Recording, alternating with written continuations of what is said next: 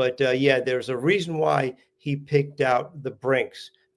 Probably not because he knew them or anything like that, but just because they seemed more vulnerable to what he wanted to do. He wanted to, off somebody, commit homicide for whatever reason. And they, for some reason, seemed like the, I hate to say it, but most vulnerable or best target for him to do that to. But he's not a genius. He's not going to vanish into the woods and be gone forever. He's got a car, and they'll figure out through DMV also pull up how many local people, start locally, how many local people, how many local males have whatever kind of car the FBI says it is, and start breaking it down like they did in the case of prisoner 163214, figuring out how many people from out of state live in the area with a white Hyundai. So this is the kind of similar kind of search to do for this killer. Absolutely. This again was from News Nation, because I think that they should probably bring the FBI in there into this case for the behavioral analysis unit, because this is a rare modus operandi. Someone doesn't just go into a park dressed like this guy's dressed, and attack a couple that are walking with their children and murder them. And I think we're going to probably find out that the murder weapon was a knife. I'm pretty sure that's what we're going to find out, because that's the only thing that makes sense as to why, if he used a gun, he wouldn't have been injured. If he used a knife, and I'm sure that Clinton Brink was fighting for his and his wife's life, and this guy, I'm sure, used a knife to overcome their resistance and kill them. On this is Chris Swecker. He is former assistant FBI assistant director.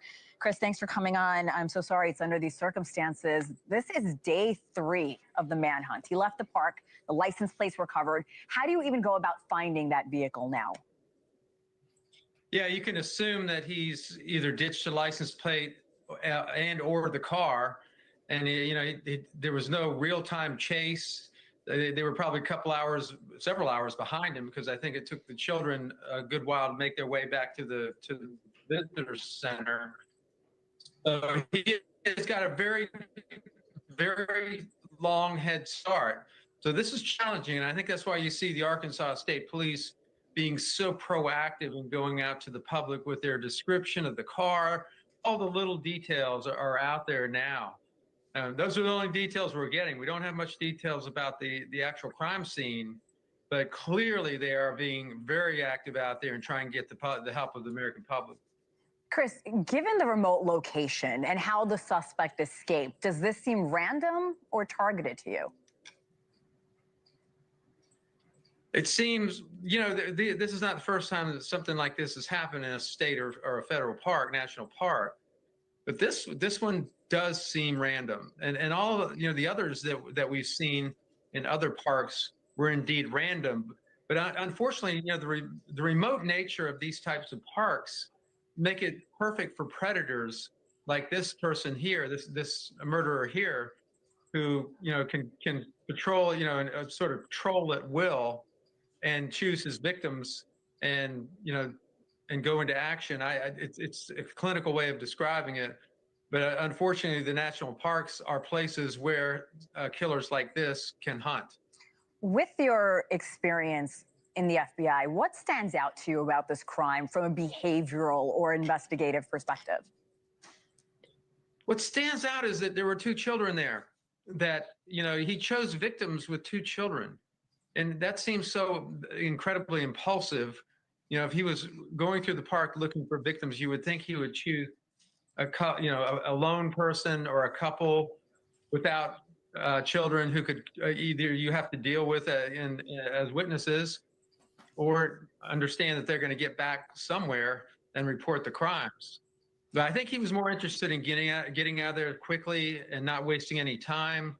He put tape over his license plate, so he clearly had presence of mind. Maybe he did that ahead of time. And the description of the car, we don't have the tag itself. All we have is the description of the car. So there's some calculating maneuvers here and some evidence of pre-planning.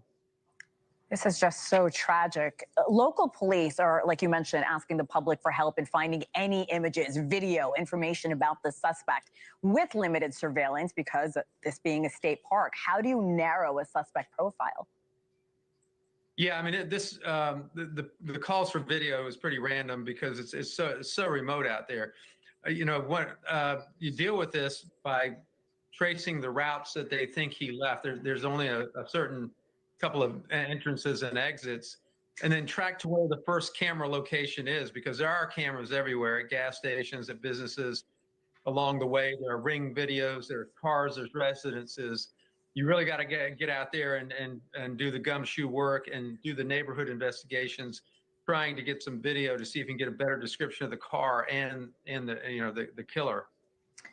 Chris, how critical is time when it comes to tracking down a murderer like this? Yeah, I mean, I always say the first 24 hours are critical. In this case, I mean, thankfully he didn't take the children with him. Yeah. That is one thing we don't have to deal with. As in law enforcement, they can sort of be very deliberate in how they conduct this search. They don't have to panic, and they don't have to deal with a compressed time frame. So this person is going to get cited somewhere. They always do, and I think we're going to find that this is not the first time this has happened. This type of killing, it seems like they're not isolated instances. I just want to say, I was right on at that time. Good job. I just want to say that someone asked, how do the police know that he was injured? Well, there's several ways. One is there's blood on the scene that doesn't belong to either one of the victims. And B, there's blood on the victim's clothing that doesn't belong to either one of them. That is how they would know. And also, if the little girls were on the scene when the fight was going on, I'm sure their dad was fighting for his life, and so was their mom. So the chances that this mutt, this piece of shit, sustained an injury are very high. But I would think the more logical way is that they found his blood on the scene.